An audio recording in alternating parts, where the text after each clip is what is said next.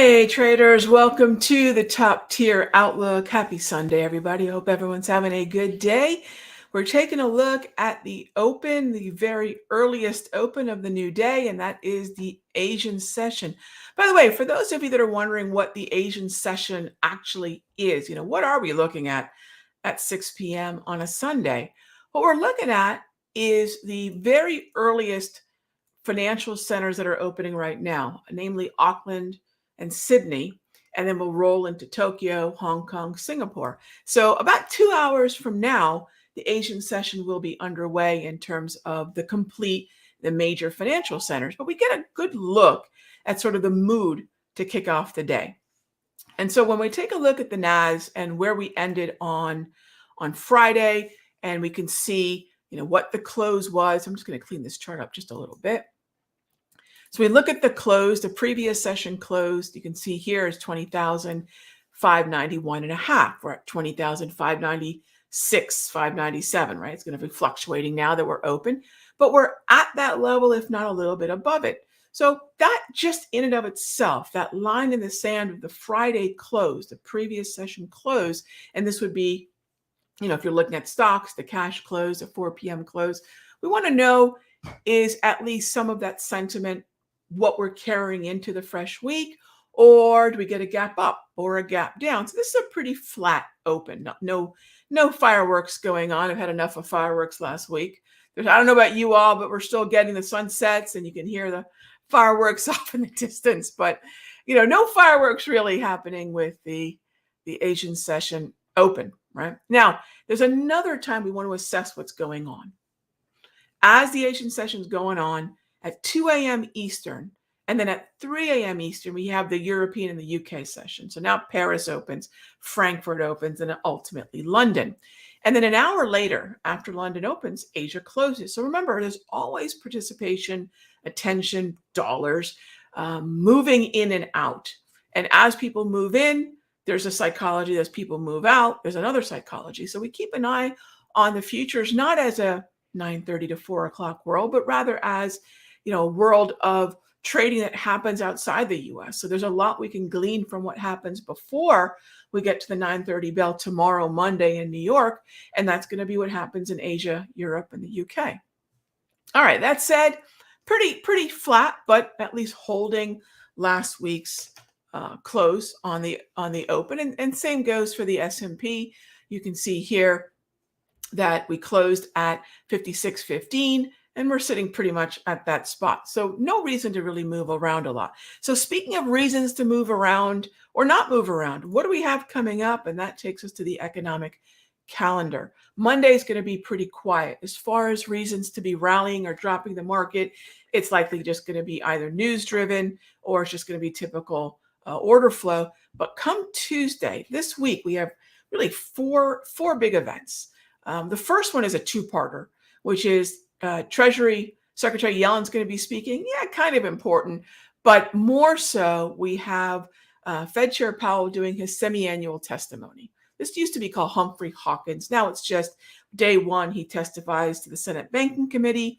On day two, which will be Wednesday, he testifies to the House Financial Services Committee. So you have 2 days of testimony where he's going to be peppered with questions about the economy, about monetary policy. Is this going to be a market mover? You better believe it will be. So come Tuesday, that's really the start of our week. And that hot zone, if you will, is Tuesday at 10 and then Wednesday at 10. All right, now the Federal Reserve chair is done, right? Telling us what they feel is going well, not so well. What are the headwinds? Giving some insight into monetary policy, which is when are you going to cut, Jerome? And we'll be watching really closely the Fed Fund futures and the target rate probabilities, which last week ended on a nice surge where September rate cut expectations are about as high as they've been. They're sitting now at 72.5%. And that's a significant increase from where we were before. Now, you might say, well, what about July, Rag? You jumping right over it? Yeah.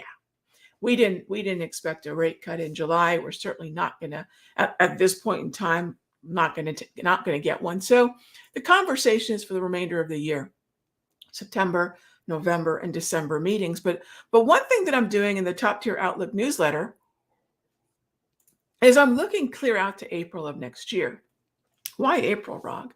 Remember, it's not as if the Federal Reserve has to stop cutting rates as of December 18, which is the last meeting of this year.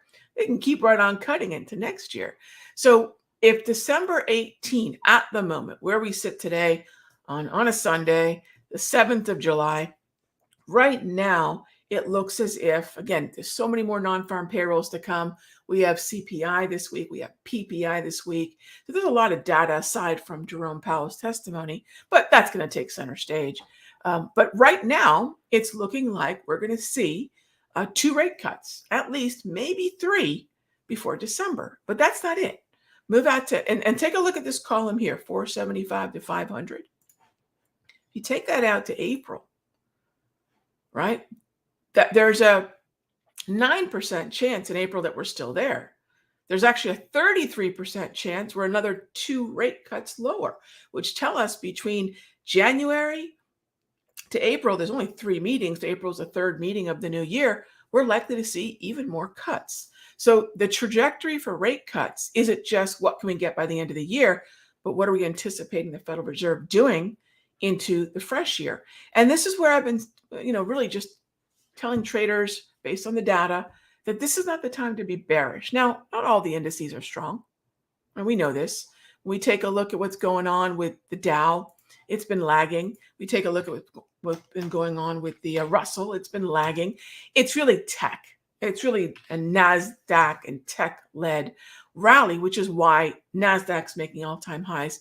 S&P weighted so much like the NASDAQ, making all-time highs. So when we think about high concentration weighting and why the NASDAQ is up here, think of the NASDAQ as an engine. It is firing on all cylinders. Technology, semiconductors, communication, and consumer discretionary as of this Q2 to Q3 roll. We even see Amazon and Tesla playing catch up to the strength that we've seen in a lot of other strong stocks. So the Mag 7 is in fuego right now. Is this the time to be short, Nas? Well, we have a saying in the Sector Secrets Mastery room, do I hate my money? And we, of course, do not. All right, so let's get to the questions. I see a couple have popped up. Sean asks, NVIDIA, I have October options.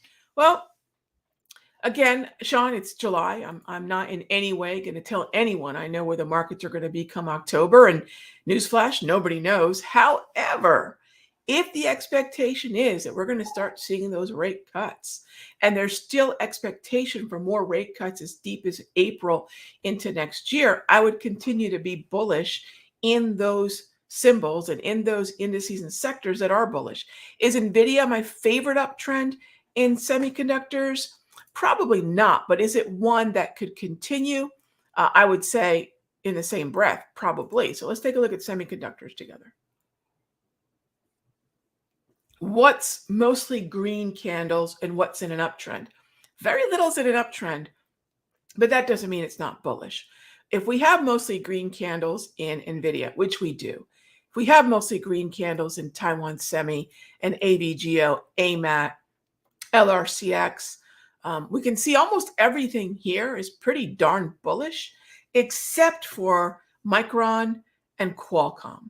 So those aren't really contributing to the overall strength. AMD, I'd be careful. It surged higher on Friday, but let's see if it can continue moving higher to really contribute to the overall movement. But I wouldn't bet against semiconductors. Where we're going to be in October is anyone's guess. But if the probabilities are what is suggesting the trend will continue, I sure wouldn't be bearish. So I don't want to bet against the stronger sectors of the current market, which are the ones that are weighted within the NASDAQ. So we want to see the NASDAQ continue to move higher. We want to see the XLK continue to move higher and SMH. And that's all going to contribute to keeping NVIDIA pretty darn strong.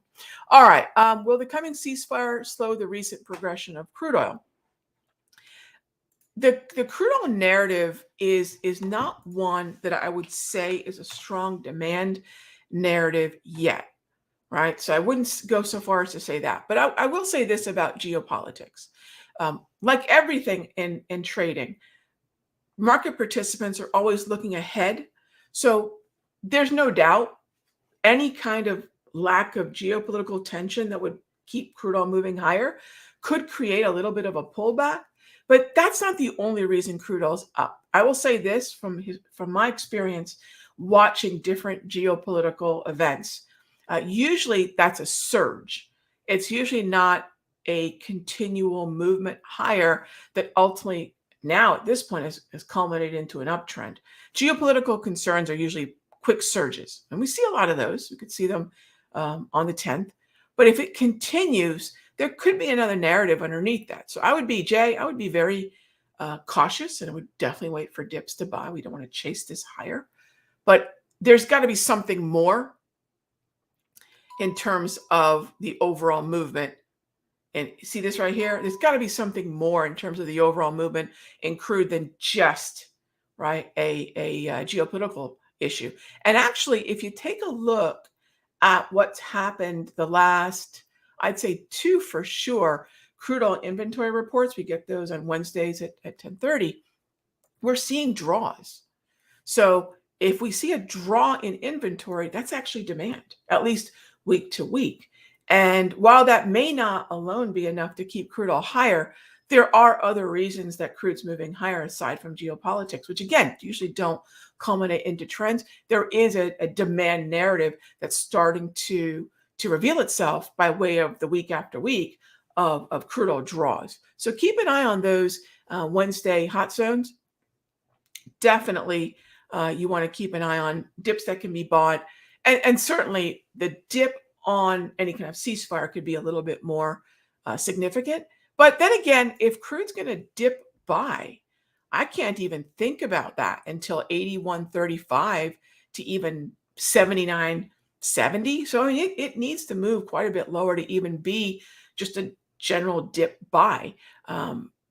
So yes, be cautious, but I would not be anything other than bullish. At least as long as we keep printing green candles, this is long or nothing. All right, copper. Yeah, it's interesting with what's happening with copper and gold as well. If you take a look at the month to date sector performance, so that just means the last week, right? We don't have that much data for July. But if you look at month to date, just July's trading, the two sectors that have surged are actually gold miners and metals and mining.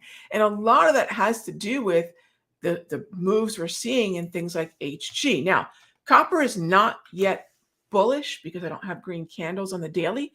Gold is getting a little bit more bullish, but I certainly wouldn't call it weak. And it is trying to break the downtrend that basically bogged copper down the second half of June. So the beginning of July is starting to shake off the sellers. If nothing else, this might be a little bit of buying, maybe a lot more short covering, aka a short squeeze. Let's see if it can continue higher. Let's see if it can clear 47, say 50. And that would, if we get through 750, what that would tell us is at that point, the candles would likely start to be green. That means participation is bullish. That means price actions climbed above certain key levels for those candles to be those bullish green candles. And then it'll look a lot more like gold.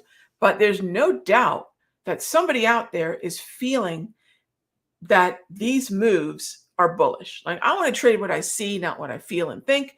But when I look out at what's happening with, say, XME, now look, just because we're in XME, if you're a company in the XME, is a surge in copper necessarily bullish for the stock? Well, it depends on what they see that surge in copper meaning. Is it a lack of supply? Is it increased demand? Are they seeing more orders coming in? Is there something bullish about that price? So it's really interesting because we've seen times when crude oil can surge higher, but energy and oil services don't give a hoot. So it is interesting that as copper's moving higher, as gold's moving higher, GDX and XME are probably the two hottest sectors month to date. Very short period of time of strength, but definitely worth noting because these miners don't have to surge with gold and copper unless they see there's reason to.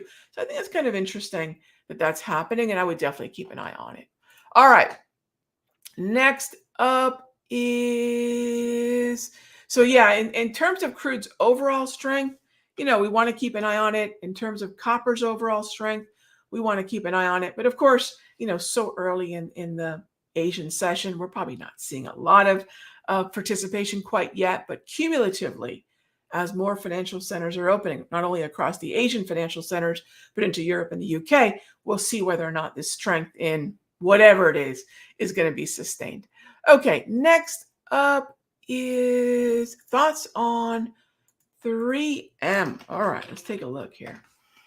So 3M, I'm still quite neutral on this one.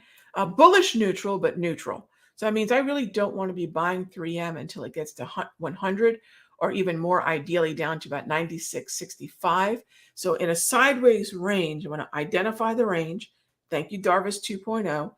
Buy in the lower half or the lower quarter or right along the support of the range. That gives me a lot more potential upside. It actually gives me a very favorable risk-reward ratio to that trade, because I know that if say 96.55, 96.45 doesn't hold, well, probably not going to see the surge that I want to see. But again, if we can buy calls or buy the stock, whatever you want to do, in the lower half or lower quarter of this range, that gives us the entire range to benefit from movement higher, where I can either take profit at 104 or even 106, and then wait to see if there's a momentum breakout through, as you can see right here, that May 20th high. So I don't want to be reliant on higher highs, because that's what momentum trading typically needs.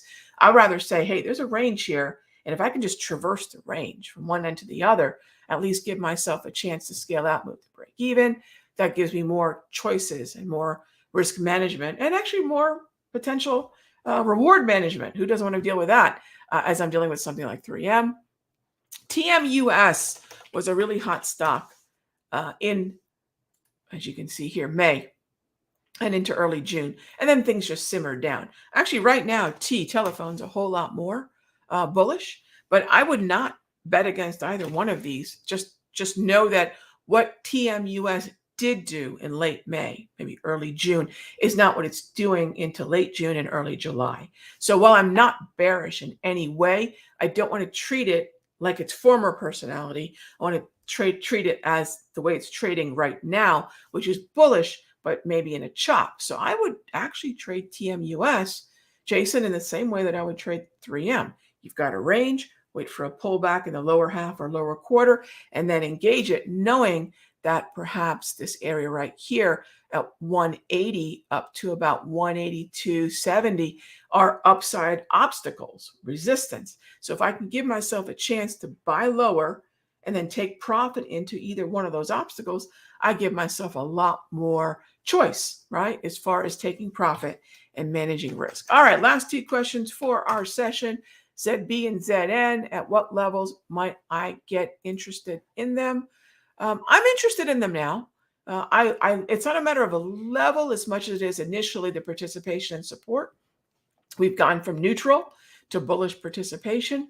117.26 is where the daily price movement range sits right now on the long bond. But please remember, everything I'm saying right now is how we're starting the week and taking some of the bullish momentum from Friday potentially into Monday's trading session. But remember, come Tuesday, now we have a needle mover. Now we have Powell. So whatever we did Friday, and then whatever we're going to do tomorrow, doesn't necessarily mean that's what we're going to see Tuesday and Wednesday, because again, Powell's going to be peppered with probably fairly difficult questions regarding monetary policy, inflation, employment. And based on how he answers those things, we are all collectively going to start to weigh the chances of a September cut or no cut.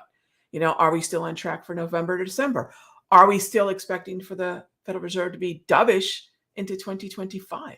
So those are all things we're going to be thinking about. And believe me, ESP, ZB, ZN, gold, the euro, the US dollar are going to be far more impacted directly by that commentary, by that Q&A than darn near anything else.